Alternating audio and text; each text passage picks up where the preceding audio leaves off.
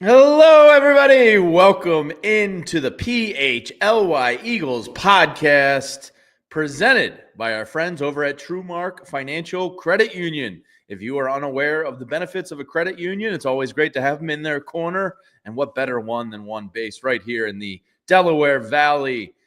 We are not Zach Berman, Fran Duffy, or Bo Wolf. We are Jamie Lynch and Bill Matz in with you on this Monday after NFL draft weekend. Bill, how we doing? I am quite well this morning, Jamie, this afternoon, whatever it is. I'm all thrown off. Flyers show moved to noon today. Now I'm home for the Eagles. We're just covering all of our bases today, but really excited to talk some birds after a year of talking about a pretty bad team. Getting to talk about one that's pretty damn good. Super Bowl champs. Yeah. I don't know how you feel, but most of the Eagles fans I talk to are kind of in the same mindset, Bill, that I found myself in, which is, hey, the Eagles are picking 32nd. They won the Super Bowl. I don't give a damn what happens. Yeah, and it's when the draft is your main event, and it's going to be for every team that doesn't win, you get really dug in on this stuff. And I know there are still, Fran Duffy, amazing job if you watch the weekend coverage, and who didn't saw the numbers, they were outstanding. But they're the draft experts. They're going to dive into it. But for the average fan out there, it's like, what am I going to doubt Howie? Like he just rebuilt a defense in a year, and they dominated the best quarterback in the league. So yeah, keep at it. Go to work. I'm down. Yeah. And that's how I felt, reading all the analysis and catching up on the draft. Yeah, I was at a party Friday night and somebody was like, "Who'd they take?" And I was like, "Andrew Mukuba," and they were like, "Cool." Yep. And that was pretty much it. Yep. No, it's watching a bunch of playoff hockey and stuff, like having some friends over. We're checking in on the draft. We're doing different things, and it's like, okay, yeah. Safety, all right, linebacker, that's it. And cool. Yeah, I agree. Way to go, Howie. After losing what they lost on defense and watching what they were able to do with a pretty damn young defense this past year, it's thumbs up. Looking forward to saying how great we have it here in Philly. Yeah, it's really not bad, and we will go over the kind of scouting reports Fran had on each of these draft profiles, but just to give you the 30,000-foot view here. Big shout out to Fran, Zach, and Bo this weekend. And of course, Julia, Brenna, Andrew, Brianna, Chris, everybody behind the scenes that made that broadcast really kind of show off what ALLCITY products can be, because it was spectacular. There's nothing like it locally. And I think word is starting to get out amongst people. I saw you in the chat a lot this weekend, threatening tequila shots and volcanoes. I myself was in there. Kyle was in there. So it was a really fun, kind of great weekend here for the PHLY brand. I couldn't be more proud of everything. Yeah, shout out to our social guy Chris, who represented the brand well, shotgunned a Pabst Light, and did it quite efficiently. Was definitely impressed with Chris, but everyone, just awesome job in the draft coverage. Can't say enough about what everyone did in front and behind the cameras. Yeah, shotgunning a tall boy, Bill, is no easy task. That extra 4 ounces, you really notice when you're taking that one down. Absolutely, it gets to you quick. It's I was very proud of Chris. That's how Zach won't do it. It's like, what did all these people get into sports media to be professionals for? Like, I cannot imagine this. Like, I'm going to wear a suit and not chug a beer on camera. But we need a little bit of both here at PHLY. We need the personalities and the wildly unprofessional people like me. And then we need Berman. We need Charlie O'Connor. We need people like that to keep the shows on the rails, I'd say. Yeah, they balance out our idiocy, Bill. We'll gladly take that honor and run with it. But a little bit of what's ahead today. The Eagles are, or some of the Eagles are, in Washington, D.C. Zach Berman is, I think, arriving in Union Station at this very second. So he's going to check in with us a little bit later this hour from the White House. I was like, Zach, you got to get the White House in the background. Do a little Zoom link for us and just check in just to see it, because it's just another reminder, Bill, politics aside, the Eagles won the Super Bowl. Yeah, if you're Zach, like, yeah, man, you need to stay in front of the White House. Like, you need that background there. That's just one of those must-haves. And yeah, it's this is one of the benefits, perks. One of the things you get when you win the Super Bowl is the White House visit. I know there is. I have so little desire to talk about anyone who feels either way on either side of the issue. No, we won't be doing that today. It's just one of those things that happens. You get an invite to the White House when you win the Super Bowl, and today is that day for the Eagles. Very interested to see the reports coming out and what goes down. And I always thought one of the low-key benefits of being president would be the awesome collection of jerseys you get when you come out. Is there a man cave at the White House? Like, did some row president back in the day, like JFK, just start like a sweet, like bootleg basement bar, and it's just got like all these awesome jerseys and signed pictures of all the athletes that have been through there? Because I hope so. I always thought it was sick. Like, like the Blackhawks had their run a lot during Obama, and like the Cubs won in that time.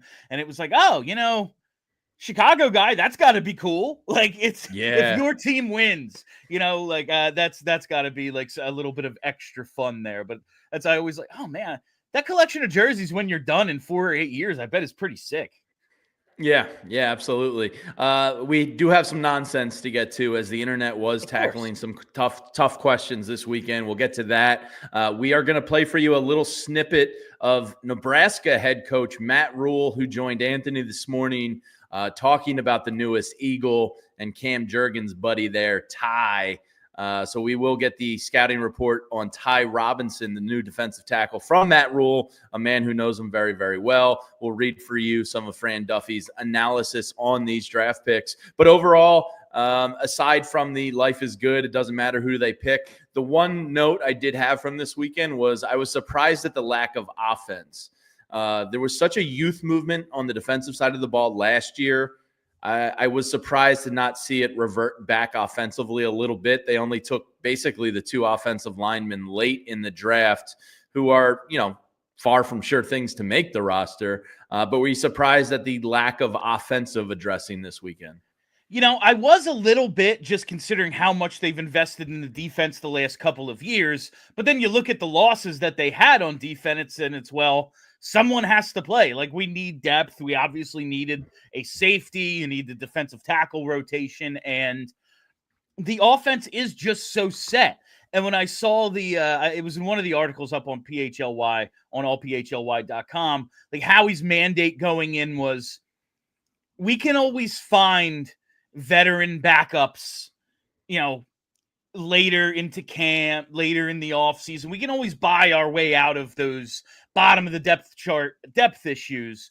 Find players with starting potential. Take some swings on guys who, maybe they don't have maybe they're not going to make the team, or they're going to go to a Pro Bowl one day. Those sorts of guys. And when you just look at the potential openings, none of them are on offense. Like, what would it take to be a top 2 receiver in this offense outside of a tragedy? What would it take to be a starting offensive lineman on this team outside of a major injury?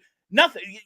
Those players aren't available. We have 5 Pro Bowlers. Like, what can you possibly do moving forward? So I just think the value in terms of taking those swings probably on the defense.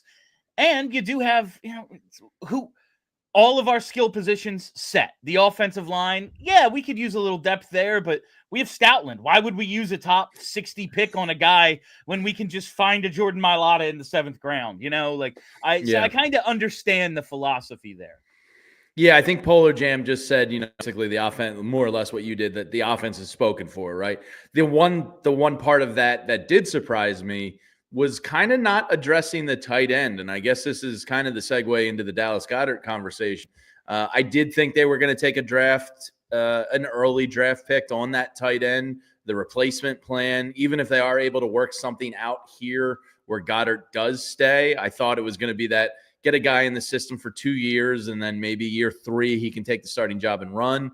So I was a little surprised that they didn't address tight end, but outside of that, you're right. Like, you can't really crack this case offensively.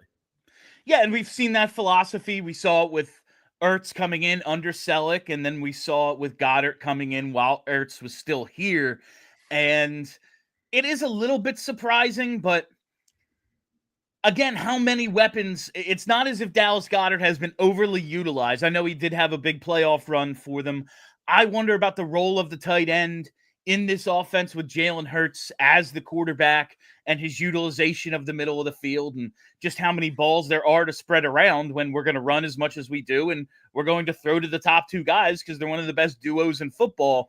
Like, yes, it probably was on the board. All right, we need to address tight end. And then as you just keep going, okay, just nothing of value there. We'd rather address other areas. And there is no law that says we have to move on from Dallas Goedert this season. It seems like they want to, but if you hold him another year and see how it goes, I don't think that's like, oh, well, we failed there. Yeah, he's still a good player.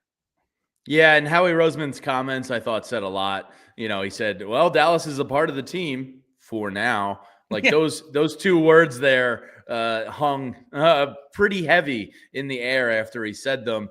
Now, Zach Berman has said, multiple times, basically it's about the cash. It's not about the cap, it's about the cash. And he doesn't see a scenario where they pay him, the $14.1 million he's owed this year. Dallas Goedert is looking at a scenario where he's a lame duck contract guy at an age where it's probably his last opportunity to get a big deal.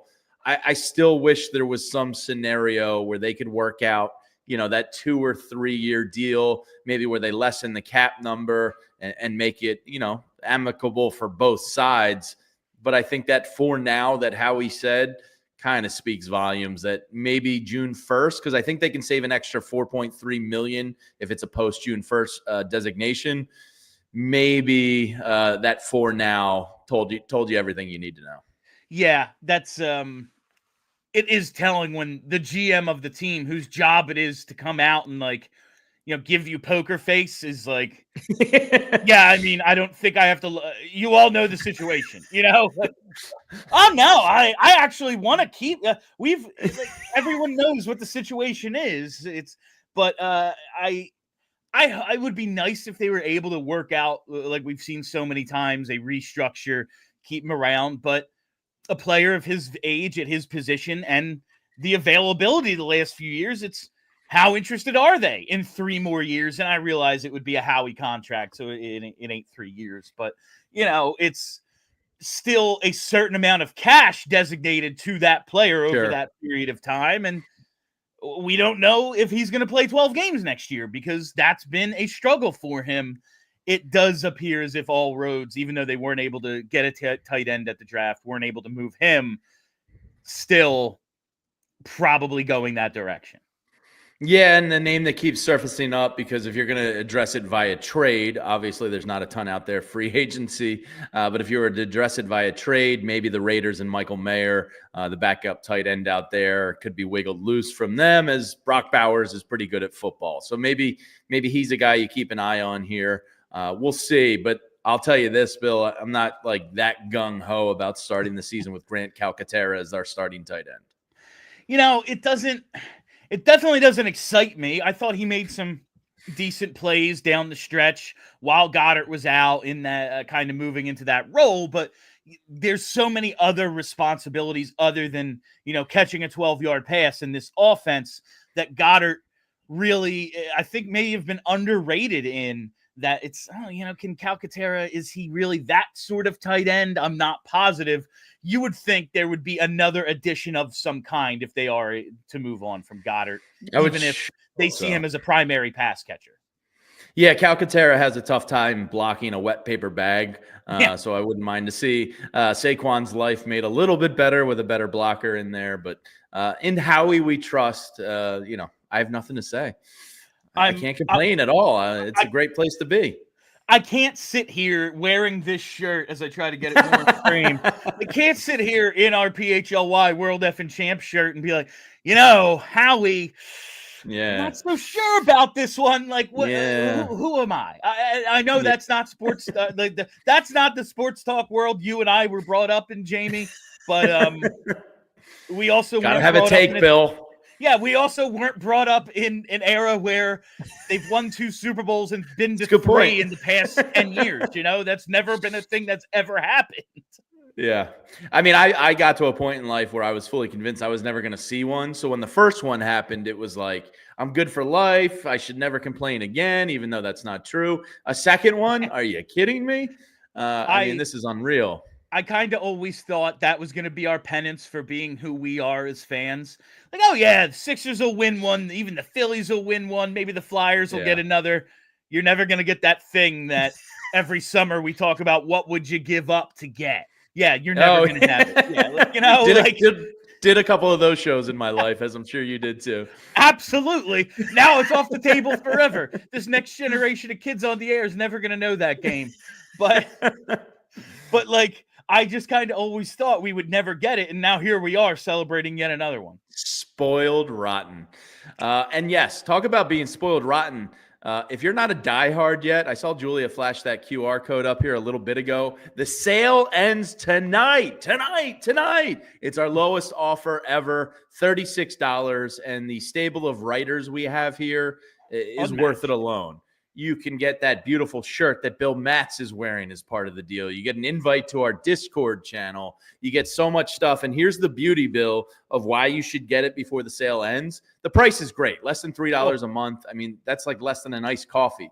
But if you get it today before the sale ends, you'll be up for next year's draft season. And Fran Duffy has already started the process of working on the draft guide. So it's live for next year during college football. So you can be the absolute sickest of the sick, and you can track Fran Duffy's draft guide all college football season and get ready for the next year's draft. And you get it all for this year's price.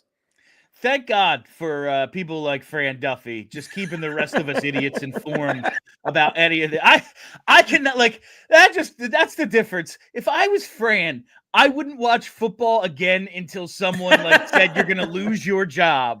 And if you don't watch if you don't watch some film, but here he is already working on next year's. It's incredible. And like you said, the stable of writers we have for every sport. Good luck matching it anywhere. Yeah, and the Flyers are about to boom, I feel like, in the near future, and you'll have full access to 2 to Charlie 3 years, baby, just 2 to 3 years. Yeah. Any day now. We'll see what happens. Kelly and I were talking about that on Friday. Like, I actually believe that, and I know what it sounds like when you say it. Like, trust me, I know what it sounds like. Oh yeah, they're like 2, maybe 3. Like, I know, but I believe it this time. It's maybe true. Who knows? Yeah, who knows? All right, let's take a quick break here and tell you about some of our friends. And then on the other side, I want to hit, because you just said the Fran Duffys of the world put in all the work. We'll read you some of his pluses and minuses for this draft class. And then we're going to play for you Coach Matt Rule, head coach of Nebraska, was talking about the newest Eagles defensive tackle. So I want to play that for you as well after a word from our friends. And that's our friends over at Ashley Furniture. Low prices are blooming. It's not just spring that's blooming outside. So spring into savings at Ashley. Save up to 50% off living rooms, bedrooms, and dining rooms, and have it all delivered free. Yes, free. It's the worst when you go to get something big and then they're like, oh yeah, it's going to be an extra $185 for delivery. And it's like, well, not at Ashley. You get that for free. Plus, you can get long-term, no-interest financing, which makes the purchases that much easier to get done. I just had to get a bunk bed set for my girls, and where else to go but Ashley. You can save on top brand mattresses and get free delivery, setup, and removal. That's the best. But don't wait. Spring into savings now at Ashley, South Jersey, and Philadelphia stores. Financing comes with approved credit, minimum purchase required. Some exclusions may apply. See store for complete details, and hurry to Ashley. Visit ashleyfurniture.com for more information. All right, and whatever the moment, it's never ordinary at Bet365. Got to tell you about our sportsbook partner here at PHLY. You know, I've been using Bet365 Sportsbook for a couple of years now, and it's one of my favorites for so many reasons. They're one of the pioneers of live in-game betting. They have over 90 million users worldwide. They live stream almost 800,000 events each year, and you can bet on over 78 different sports. Can I name 78 sports? I can't, but I can bet on them at Bet365. But the thing I love most, it's the early payouts across the NBA and NHL. Maybe you've been taking the Kings on the money line a little bit in the Stanley Cup playoffs, and then you see those leads wither away. Well, when your team opens up a 3-goal lead, you take your early payout, you get paid right away. And then maybe if you're seeing Edmonton come back, you go the other way. You get paid twice on the same game. But whatever sport you're betting on, you need to use Bet365. And we have breaking news from our friends at Bet365. New customers now get $150 in bonus bets when you bet just $5, win or lose. All you got to do is sign up, use the code PHLY365, deposit $10, and place a bet for $5 to get $150 in bonus bets, whether your bet wins or loses. Bonus bets can be used on the spread, totals, player props, futures, and more. Whatever the moment, it's never ordinary at Bet365. Must be 21 or older and physically located in PA. If you or somebody who knows a gambling problem and wants help, call 1-800-GAMBLER. And this is the PHLY Eagles podcast presented by our friends at TrueMark Financial Credit Union. There's that offer. The sale ends tonight. If you know somebody that would love it, hop in there and get it before it's too late. And don't say we didn't warn you. It's over tonight. $36. Hop on it, people. I don't want to get any DMs. Don't want to get any DMs about how you missed the sale. We've been pushing this long enough. Yes. And Bill, let's do a little Flyers trick of the trade here. And let's get those thumbs up. Maybe I can't see what we're at right now because I don't have it up, but let's try to. You can't see it on StreamYard, but hit the like button. Yeah. It's definitely not enough. Whatever the number is, double it. All right. Well, let's get these. These are rookie numbers. Let's get these up. We're about to talk about the 999 challenge and 100 men versus a gorilla. Come on, let's get a little thumbs up here, people. Obviously, the things people came here for today. Screw the White House. We're talking about 100 men versus a gorilla. We will get to that soon enough. But to touch on the draft picks this weekend, let's just start at the top, Bill. Jihaad Campbell, local kid from Timber Creek, right across the bridge. This seemed like the one all weekend that people were excited about. One, because he comes from a big-time badass program. Two, because he's a little bit of a heat-seeking missile that can potentially play linebacker or edge rusher, kind of in that Micah Parsons kind of build / model a little bit. Not saying he is Micah Parsons, but that one had to get a little lead in your pencil this weekend, I would think. Oh, 100%. When you see the comparisons to Micah Parsons, like, yeah, he's an off-ball linebacker, but how are they going to use him? Maybe in that what they thought Zach Berman was going to be, more of an edge that they can line up, and the versatility. And it's all about that athleticism and upside for me with this guy. When you see he can play multiple positions, you look at how Vic Fangio utilized different guys this year, how they could use depth at a couple different levels. How do you not like this pick when, obviously Howie's going to tell you, oh, he was top 10 on our board. It seems as if, man, you guys get steals every single year, dudes you thought were top 10 pick. And hey, it's hard to argue with the success. Maybe he's being truthful, but it does seem like this is a high upside pick here. Yeah, the reason I believe him about this one is because they were willing to trade up to 22. And internally, they had to be doing cartwheels that they were able to get him at 31 because the value they saved on going 22 to 31 was probably remarkable stuff. So I think I do believe him that he was pretty high on their board on this one. Most times it's GM talk, but this time they tried to get up to 22 to get him. So it seems like a steal. A couple notes from Fran's profile on him. Tall with a thick frame, well-built kid. Always love to hear a good frame. Sturdy like a shed. Yeah.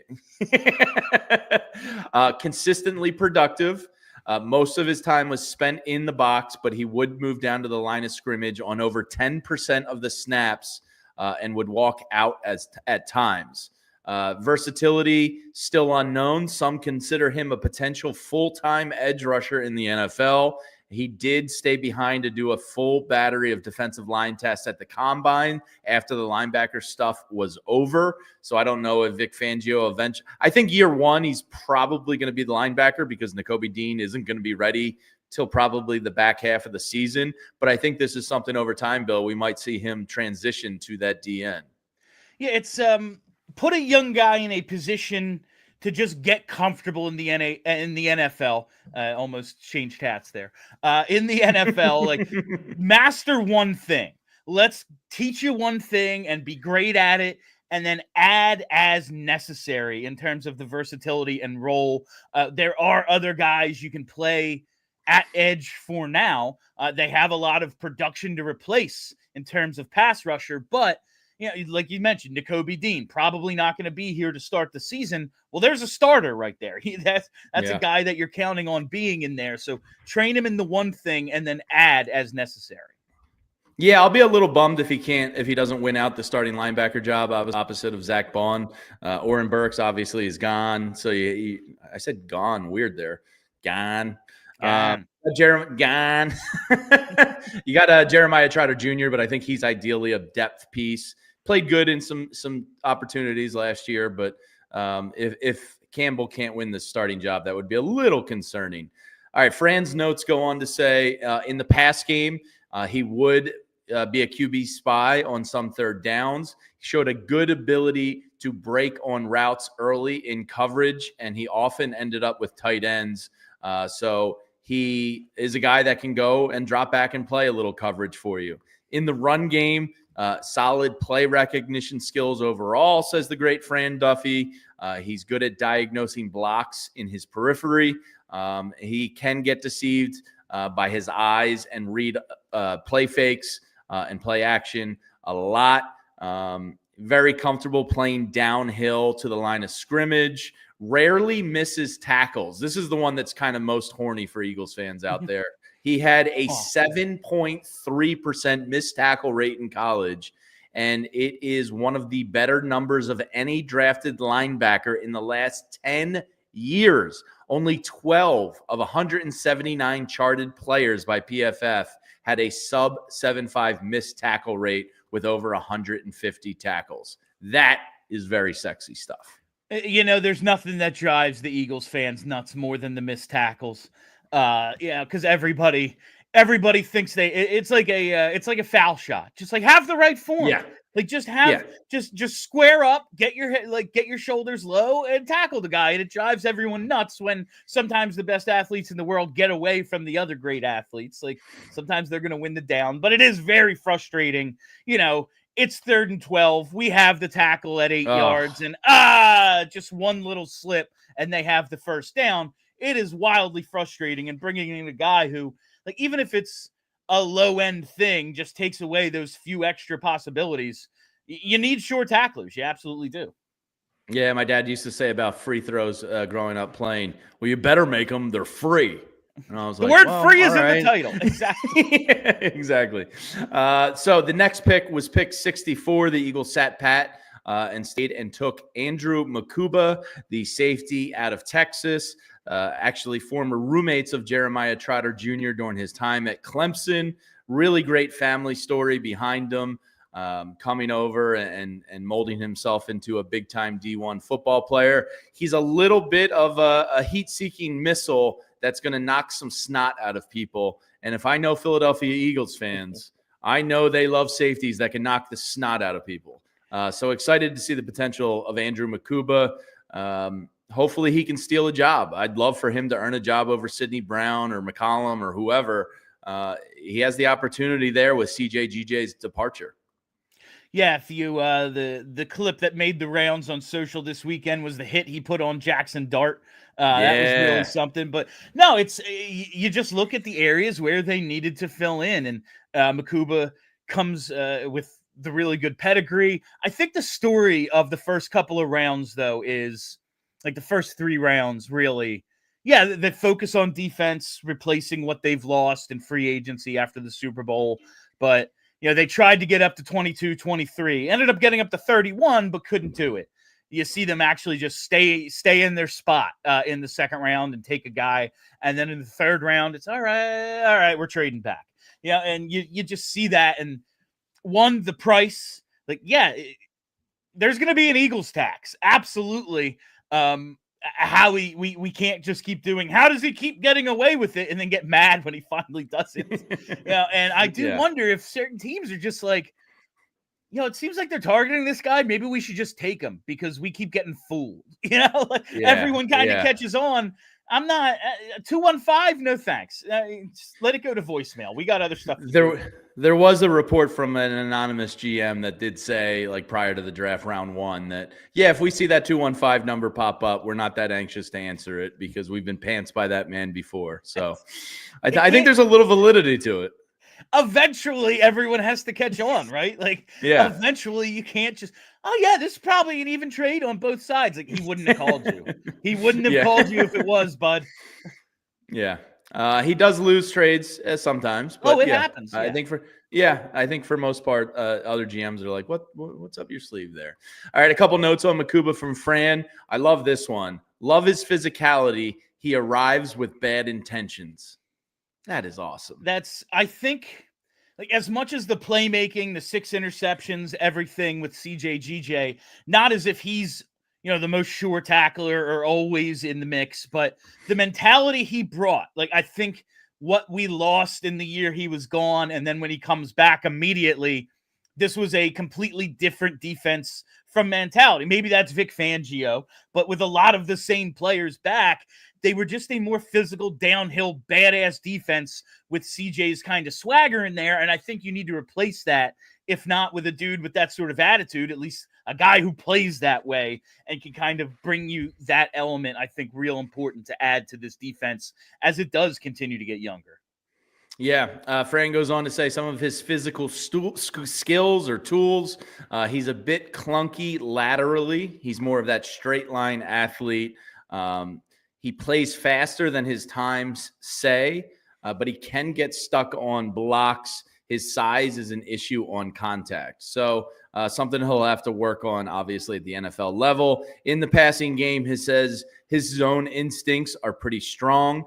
As a middle hook player, he reads QB's eyes and beats the throw to the spot at the catch point. That's good stuff, what you like to see out of your safeties. He had 1 interception in 3 years at Clemson before erupting with 5 this year for the Texas Longhorns. And if Matthew McConaughey's opinion means anything to you, he says a tremendous kid with a hard-ass hat. The Eagles got a good one. So, all right. That's great. Like, you see the ball skills, and that's important.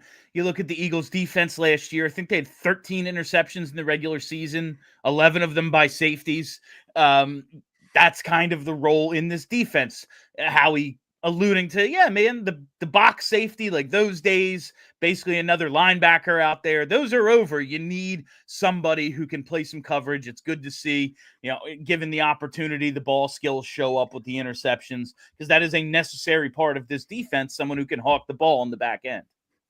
Yeah, now this next pick, defensive tackle Ty Robinson. Bill, if you're anything like me, once you saw the picture tweeted out by Jeff McDevitt out there of Ty with his pet camel, I was sold. I don't need to see anything else. I don't need to see any footage. Just show me Ty with his pet camel and I'm in. Oh, you need some crazy people. This is a sport where, like, you're giving yourself a concussion on every play. You need some people who are just out of their mind on that D-line, mixing it up, and you got a pet camel. I'm like, hell yeah, count me in. This guy is the kind of weirdo we need. Yeah, and it was a very cool moment this weekend. Cam Jurgens was down on the Ocean City Boardwalk doing like a Q&A and autograph session as Ty was selected by the Eagles, and a listener, viewer, whatever, broke the news to him, and he was like, hell yeah, I'm texting him right now. That's awesome. I think he called him Big Red. So excited to have another Cornhusker here with them.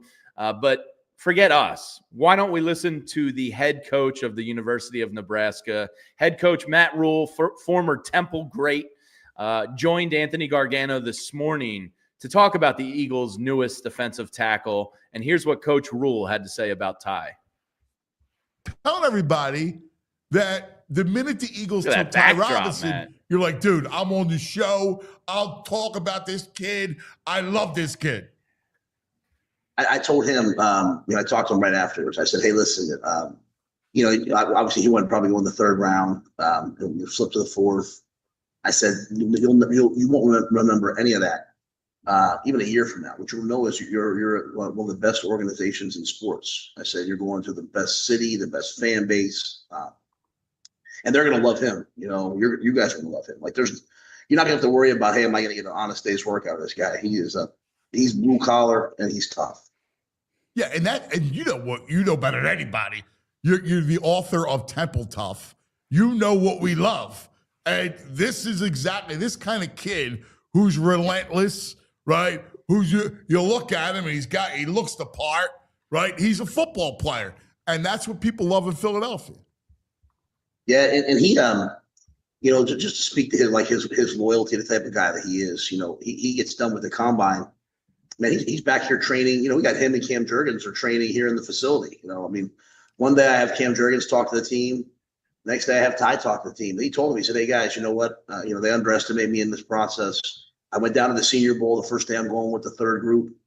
By the time we were done with that practice, they put me with the ones. They just, you look at them and you don't know everything that you're getting. You're getting it. He's an explosive athlete. He put a show on at the combine. So I think the Eagles added a guy that is going to be a starter in this league. And he's versatile, right? Up. When you talk about playing up front, he's pretty versatile in that sense. Yeah, we first got here. Before we had gotten here, he was in a kind of a 3-4 2-gap system. He could get up to 330 and play the nose. Wow. He could be 95 300 and play kind of that big defensive end. Not purely an edge player, but the defensive end and could be a 3 technique. So to me, I think when I think about the Eagles, we talk a lot about the coaches. I think Coach Washburn is one of the best defensive line coaches in football. And talk about a guy that's been an O-line coach, but a D-line coach. Dom Raiola was here, and Coach Washburn's one of his best friends, and he said, hey, how good is that for Ty? Because Ty is so versatile. He'll continue to accelerate his learning. Like he can rush the passer. He's just going to thrive, I believe, in Philadelphia. It's awesome. That is awesome to hear. It's interesting. You look and see how the Eagles won, right? How they've built this thing, and they clearly have been ahead of the curve on being a tough, physical, defensive-minded team, right? They draft Jihaad Campbell, a first time they pick a linebacker since 1978, and it reminds me of kind of what you were looking to do. You saw this trend coming early in the NFL where it was going to get away from a passing league, pass, and back to being more basic tenets of football. Yeah, I go back to the Super Bowl watching that, and then obviously in college, we're using everything as recruiting. We're talking to guys afterwards about it and recruiting and stuff. And that looked to me like a team that had watched the Chiefs for 2 weeks and were tired of watching the Chiefs. And by the time the game started, they're like, hey, let's get this on. And they didn't back down. They rushed, they rushed the quarterback, all the things you guys know. But you look at how Howie has constructed the team.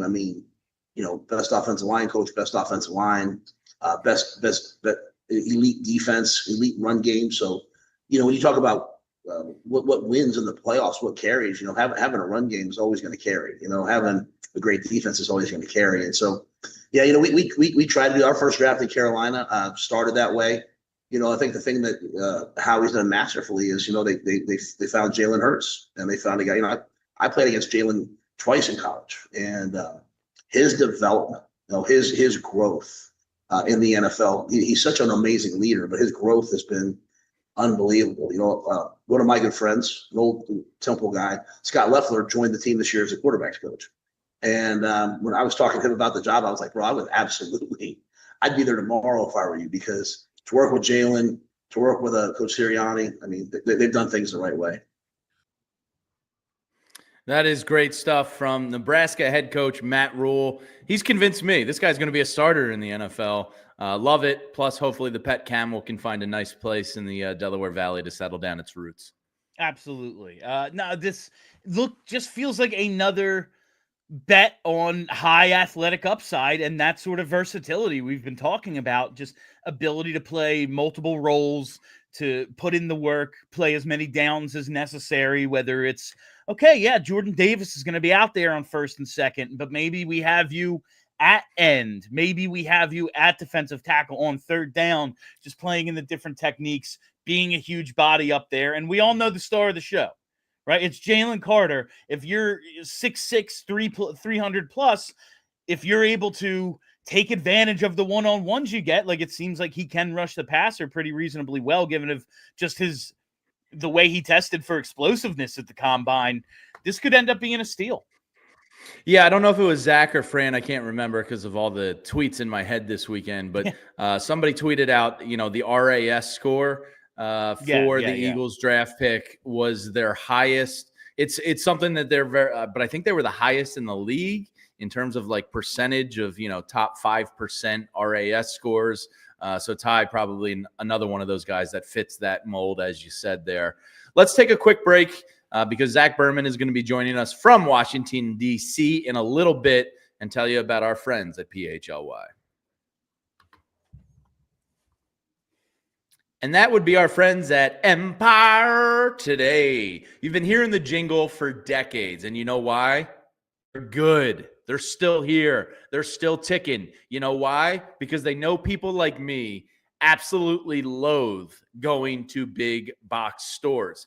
Not only can you not get the help and expertise that you're looking for, but you just kind of get overwhelmed. Some things you're buying, like flooring, you want to talk to somebody that knows what they're talking about. And the people at Empire Today are going to talk to you, and they're not going to overwhelm you, and they're going to present to you things they would put in their own homes. And the best part of it is they'll come right to your front door, and with their virtual floor designer, they can show you what your new floors are going to look like right there with your furniture under your roof, with your color schemes and all of that. So you get a perfect idea of what it's going to look like. They're going to take precise measurements and have all your questions answered, so there's no surprises. With Empire Today, you can get clear upfront and all-inclusive pricing. Plus, you can schedule installation as soon as the next day. If you're also like me, you're quite impatient, so that next day scheduling comes in handy. So schedule a free in-home estimate today because some things are just better at home.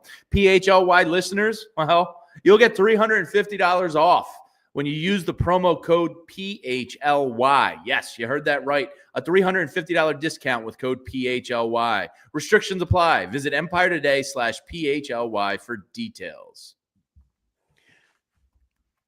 All right, now it's time to tell you about our friends at the Parks Casino and the Bet Parks online casino. That's right. One of the things I love about Parks is the Bet Parks app because it has all the games that we love to play in person at Parks Casino, like those really fun pop culture slots, roulette cards, even dice games, and more. You can find them all on the Bet Parks app. Parks Online Casino has the games you love, whether you're at home or on the go. You're sitting there, maybe you're waiting for the train, maybe you're waiting for the bus, maybe you're about a couple of minutes away from starting your next podcast and just waiting for your co-host to show up. No better time than throw a couple of bucks down and see how you win, because it's Parks Casino and this is how you win. So download the Bet Parks app and create an account today to receive an offer you can't pass up. That's right.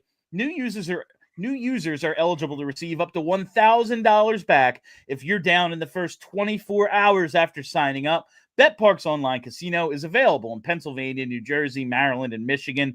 Terms and conditions apply. Parks Casino, this is how you win. Must be 21 and over. Gambling problem? Call 1-800-GAMBLER.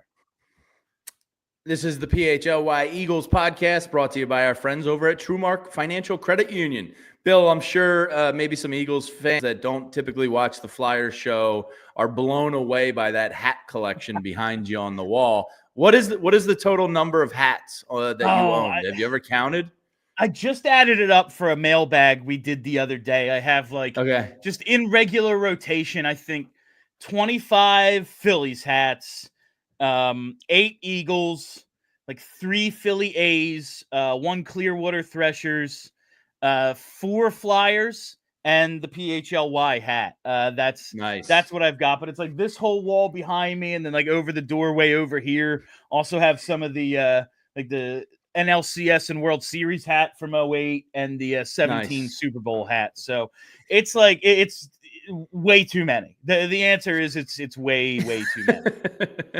All right, I got him on the line. I don't want to keep him waiting. We have to go to the official White House correspondent of the PHLY studios. Look at Mr. Berman, all suited and booted up. Zach, hello from the nation's capital. You know what? All those years of journalism school, this is my only time as the White House correspondent, right? So I will take that greeting for one day, right? I feel like the education's finally coming to use now. All your time in D.C., Zach, did you ever get to the White House to do a tour or go through it or anything? I did the tour. Yeah, I did the tour, and then I did a few stories. Jake, the Pittsburgh Pirates had a pitcher then, Ross Allendorf, who worked for the Department of Interior.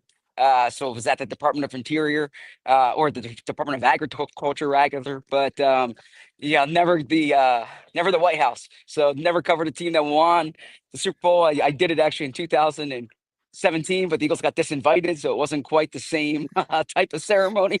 So we'll see what happens I need to be in there in about 30 minutes. So curious to see what it's like. This is an interesting experience. Yeah, for sure. So what is the kind of schedule of events here? What can we look out for? I'm sure you'll be doing some recap videos and articles for us at allphly.com. What's ahead of you this evening or this afternoon? Yeah, so 4:00 is when it's scheduled. I think I get or the media gets escorted to the South Lawn at 3:45. So I'll be in position at 3:45. I need to check in before that, and then I honestly don't know. I imagine it's quick, right? We get sent the schedule for the day, and the president has something else at 5. So I can't imagine this is going to go on too long. But obviously, you want to see what's said. You want to see who's here. You want to see what look at that the Eagles say. backdrop. Yeah, great work by you with the camera angle there. Look at that. You got the Washington Monument. Over there is my one of my favorite spots in DC. That's the Jefferson Memorial. Spent a lot of time there. But yeah, this is a real usually you go into an assignment and you know what's going to happen. Here I have no idea, right? I mean, I know when and I know who, but I don't know what it's going to be like. I imagine it's going to be a lot of platitudes and pleasantries, but we'll see. It's probably the big story in the NFL today is the Eagles visiting the White House. Yeah, absolutely. And I don't know if Emily picked out your suit combination there, the shirt and tie, but the chat agrees. You're looking very dapper today, Mr. Berman. Thank you. I got one suit, so I was able to pick that out, right? That's what I like to hear, Zach. That's what I like to hear. Yeah. One suit. Still, I feel like you're a one suit kind of guy. Yeah, blue suit. You can change up the tie and shirt, but one suit. Absolutely. Zach, I just want to know, did you ever get around to shotgunning a Pabst Light after the draft coverage? Did not get to do that. Maybe, I said when we do the Ospreys this summer, if we get enough people there at the Ospreys, then I will shotgun. I will shotgun the beer there. Outstanding. All right, that's perfect information. That's commitment. This is that your word is as good as as strong as an oak tree here, Zach. In Washington D.C., you got to follow through with your word, right? So. Yeah, exactly. So, Zach, any idea who will and won't be there? We saw an early tweet from a White House correspondent that Jalen Hurts and a couple others are going to have scheduling conflicts, quote unquote. Any idea who will or won't be present today? Well, we know Saquon's going to be here, right? Saquon is that clear. And I saw on Instagram, actually on the Uber ride over here, Mekhi Becton looks like he's here. But I don't have particulars as far as the other players yet, right? I mean, the White House did confirm that Jalen Hurts won't be here. In talking to Nick Sirianni and Jeffrey Lurie at the owners meetings, they're going to be here. Jeffrey Lurie was talking about, Nick Sirianni was talking about how excited he was. Jeffrey Lurie spoke about how this is, like a time-honored tradition. Champions, for decades upon decades have been honored at the Super Bowl. Have been honored at the White House. But as far as which players, I don't know. The Eagles are in their offseason program, but I don't know if they're mandated or this obviously isn't a required period. I don't know what their schedule would have been today otherwise. But I will find that out shortly. And honestly, I mean, it's not as if I'm going to be, peppering questions at them, right? So a big part of what I'm doing here is taking attendance and seeing who's here, kind of being the eyes and the ears for Eagles fans back home. Love it. Well, Zach, we know you have a busy afternoon ahead of you. We'll let you go. Did you have to do like a background security clearance? Are they going to be like examining you all and bomb sniffing your bag at the gate? Do you have any idea on the security measures you have to go through? So that's what I had to send something in last week for security. And then, my friend Elliot Shore Parks has been texting me for like the past hour. You hear the line's long, give yourself time. And so then I'm frantically texting you, Jamie, like, I got to get on. I got to get to this line. But no, I mean, they got nothing to worry about other than some bad opinions from the 2020 draft. Well, great stuff, Zach. We'll be looking for your article tonight on allphly.com and maybe some video content coming as well. Yep. Appreciate the time. Great job on the backdrop there. Absolutely. Thanks, guys. See you, Zach. There he is, the great Zach Berman. Phenomenal weekend from him. And, regardless of your political opinions, I do think going to the White House is a opportunity that's pretty damn cool. I can see the allure of just like going, a lot of presidents I haven't liked over the years, but it's still maybe all of them. Yeah, like it's still a thing that you get to do. Not everyone gets that opportunity, and you did win the freaking Super Bowl. And I can see, like, especially a guy like Mekhi Becton, like this is his. Yeah. This is one of his last chances to be in that group because, yes, he'll always have the ring. When they have the ring ceremony, his name will always have been on that roster, but he ain't here no more. Like, this is the one of those last opportunities where you get to have the brotherhood with the dudes who did it with you. And so we'll see. We will absolutely see who does and doesn't show up. But what a pro, Zach Berman, getting some good shots in there. He's going to have to wait in that line because he talked to us. But it's always funny to me to think of the beats outside of their stand-ups. Like when it ends, like him and ESP are like joking around. It's always funny to me to picture that. Like, what are those conversations? Paul says what I could give to clog the White House toilet. If you could, I don't think there's a more famous toilet seat. Is there? I would think not. Yeah, I mean, that's probably seen the most famous ass of any toilet seat in the world, Bill. There's definitely some jokes to put in there, but yes, absolutely. Absolutely. All right. Let's get to some of the very important stuff of why people are here today, Bill. Why they're here. As the show is winding down. A couple things to get to. One, the Shedeur Sanders prank call. Now, prank calling draft picks is nothing new. No. Our own Cooper DeJean was even pranked last year. And VG from Anthony's show was telling me about how Baker Mayfield's own buddies went into another room and prank called him on his draft day, which is just hilarious. This story became a big deal because Shedeur Sanders was the main talking point of the NFL draft weekend. But Ulbrich, who famously filled in for Robert Saleh, as an interim head coach with the New York Jets, now down in Atlanta as their defensive coordinator, I guess left the iPad out and his son hijacked the number, went back to Ole Miss with his buddies. I'm sure had a couple drinks, and they decided to prank call Shedeur Sanders. That's a bad look for Ulbrich. That is a fail son dragging dad down. I did feel bad for the dad, but he probably didn't protect it well enough, I'm sure. This went from me thinking this was just an all-time great prank to when I see it's a 21-year-old and they filmed it. That's just sad. Like, you're a dork. I honestly think I think the kid's a dork. Like, oh yeah, I'm 21 making prank phone calls. Like, and you're filmed, like, you gave away the freaking, like, now you don't even get away with it. It's jackass. I was raised by the Jerky Boys.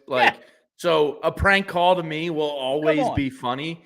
But you never film the crime, you dumbass. God. I thought kids were starting to get smart. When they sent us to when we went on the Montreal trip with Philly Sports Trips, we took a bunch of disposable cameras. And, disposable cameras are actually making a comeback because the kids are starting to figure out putting everything in the cloud is really freaking dumb. And here we are, 21-year-olds filming, like, doing something this stupid. Come on now. Yeah. Be smarter And with your pranks. I saw a couple jokes at the NFL's expense that they solved this case quicker than they did most domestic violence cases in the league. Fair point. Probably a little too much attention was paid on this case. All right. Now, contributing to the, Shedeur Sanders saga. Yeah. It was ridiculous how much it was talked about this weekend. All right. Now, I want to brag about my cousin, Bill, as I feel like Crank Yankers, right? That is a very funny show as well. Outstanding. And Bart Simpson's prank calls. I mean, always amazing. Poor Mo. Now, my cousin achieved greatness this weekend, Bill. And I'm curious if you have any interest in doing this challenge. But my cousin lives in Chicago now. And when the Phillies come to town, it's the highlight of his year. He gets to mark it on the calendar. And I was in Florida with him 2 weeks ago, and we were talking about the 999 challenge. If you're unfamiliar with the 999 challenge, it is 9 beers, 9 hot dogs in 9 innings of baseball. He went on Saturday and was giving us play-by-play updates of the 999 challenge. And I got to say, I didn't think he had it in him.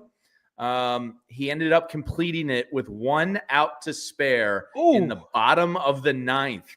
And I got to give him credit. He went with the 16-ounce beers, not the standard 12-ounce beers. So really good work by him. Does Bill Matz think he could complete a 999 challenge? That is the game going the full 9 instead of 8.5. You do need that little bit of extra, I would say. You need the home team. Absolutely. Yeah, you need the home team to need those runs in the 9th.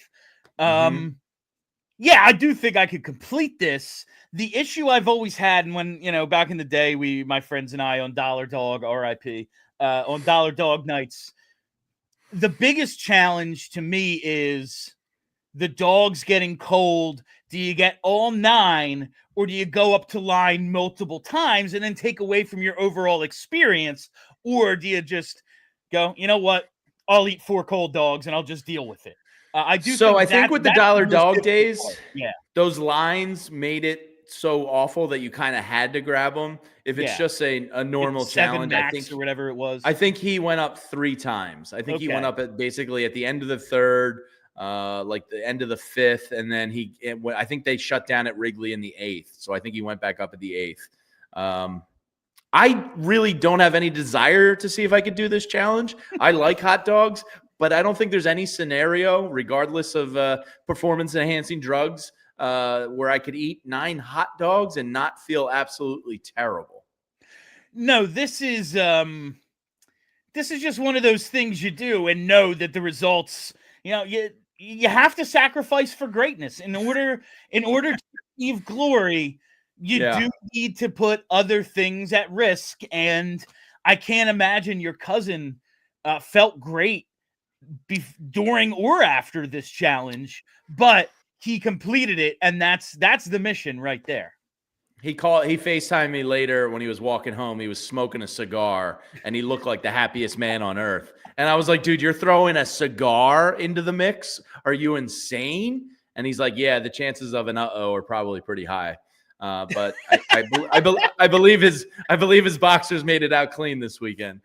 That's all you can ask for, honestly. Yeah. Is, if you're able to complete it and then make it home, outstanding. I mean, that's the marathon in record time right there.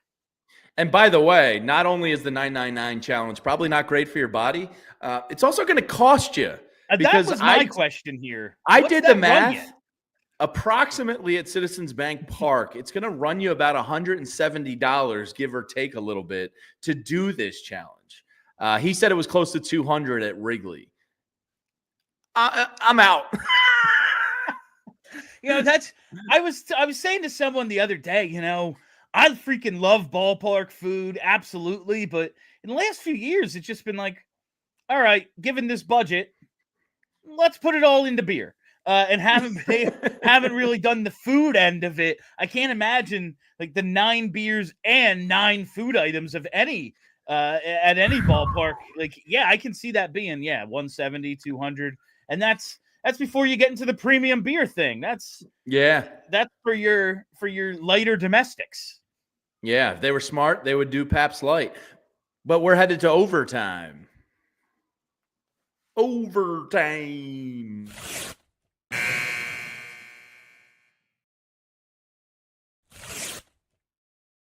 Last one for you before we get out of here today, Bill. The internet, for some reason, as the internet does, got into a very dumb discussion this weekend. And the dumb discussion at hand after the NFL draft was completed was, could 100 men take down one gorilla?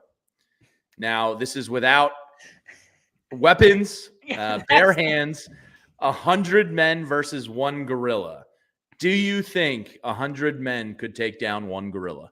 I do think eventually you could overwhelm it, but this would have to be in like waves of 10, 15 at a time. And before the Flyers show today, me, you, and Tyler were talking like, yeah, this is like Beach and Normandy stuff. The first 50 dudes, good luck, bro. Maybe we're getting 2 or 3 to the finish line here. But I always think back, there was. And this is what the internet's great for, right? But it was like a bonfire and me and a couple of my buddies sitting around with our girlfriends or wives at the time. And I'm like, no, me, Mike, and Brian, armed with beer bottles, could take down a silverback gorilla. 100% we could do that. And then like 20 minutes later, there was like a huge spider someone saw, and my buddy Mike freaked out. And I was like, no, we couldn't. Never mind. We have zero chance. Zero chance. But like, you see these, like, yeah, it's like a huge human, but Ice Cube got Debo eventually. Maybe we could do it. And then I don't know, man. I don't know. These things are sometimes you're just overmatched. Yeah. Now, Steve Whitaker says, no weapons, no way. I think you're right, though. I think you'd have to go almost like hockey line changes. I think you'd have to do like 4 lines of 25 at a time.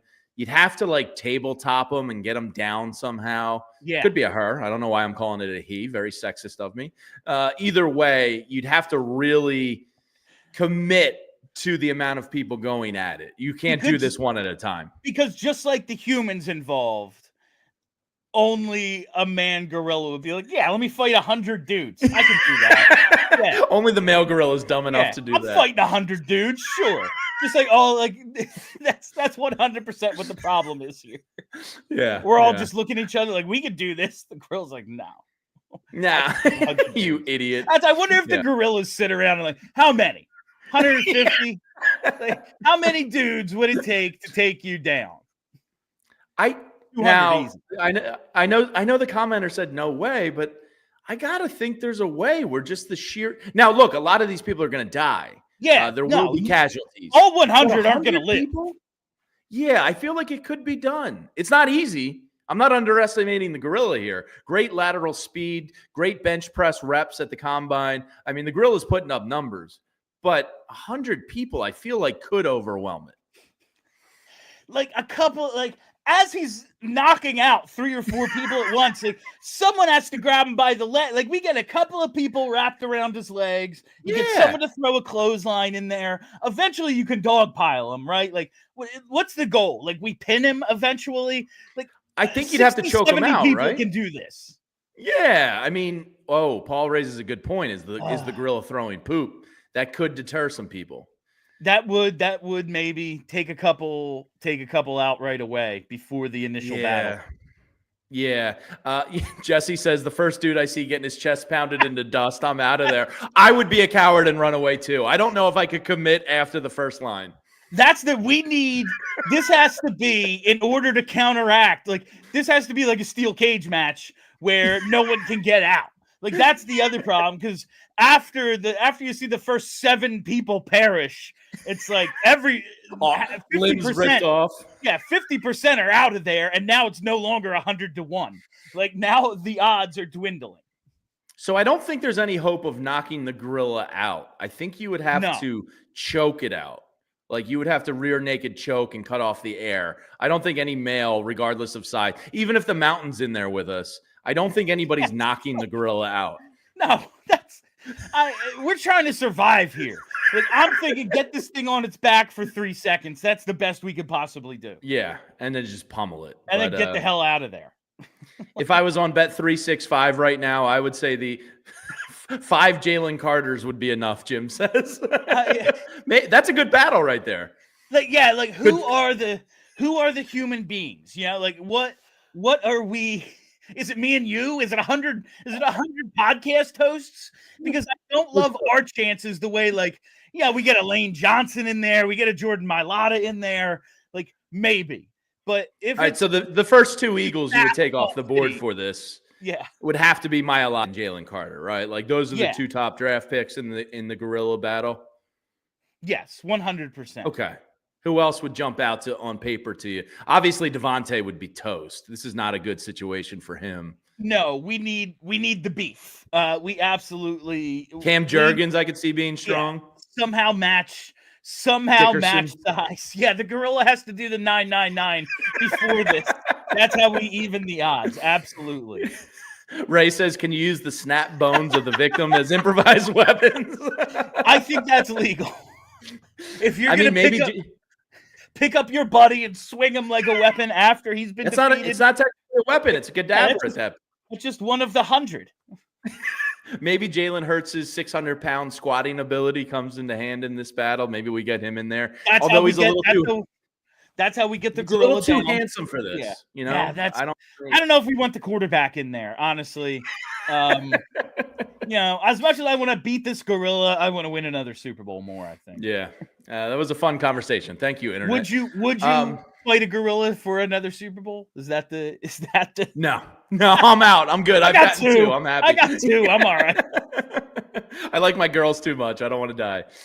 All right, 2 last things for you. An awesome photo this weekend. I saw a friend of mine in it, which got my attention. I was like, oh, that's Danny from Angelo's. Holy hell. Here's the photo, courtesy of Devin Caney on Twitter, of the Eagles cafeteria staff that kept the team caffeinated and fed all weekend long. There's your normal cast of Eagles cafeteria workers who are beloved in the building. There's my friends Danny and Angela and Jared from Angelo's over on the right.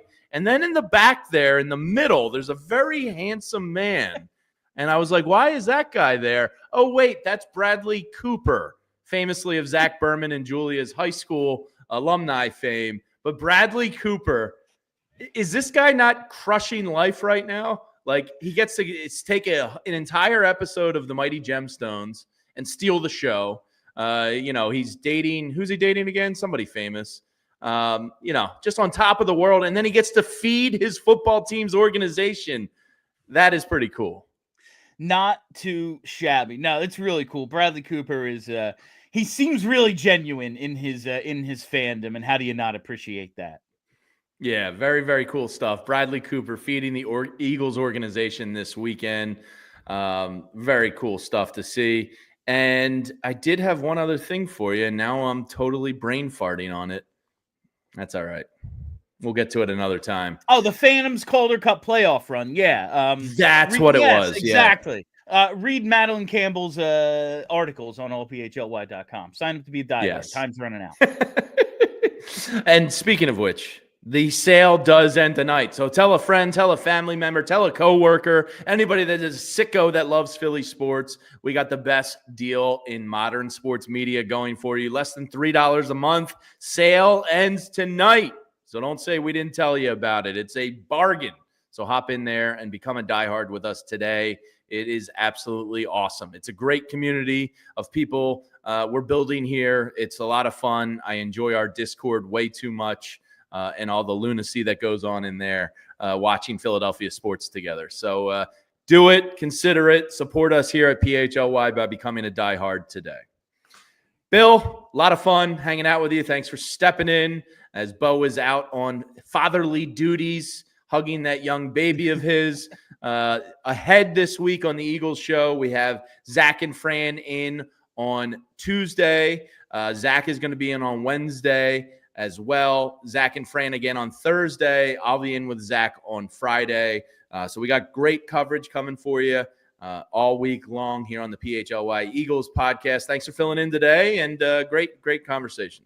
look at our regular. I figured I'm doing it today and it'll be like Charlie. Like, why wouldn't these guys take a week off after all that draft coverage? But here they are. They're going to be back as soon as tomorrow. So awesome time today. Glad I got to step outside, talk a little birds for the first time in a bit. It was great hanging with you, Jamie. Good stuff as always. Thanks everybody that hung out. If you want to do us a favor, hit that thumbs up button before you get out of here and let us know in the comments. Could 100 men take on a gorilla? The big question of the day here on PHLY. That's going to do it for us today. We'll see you soon. Bye-bye. We all silly like the mayor.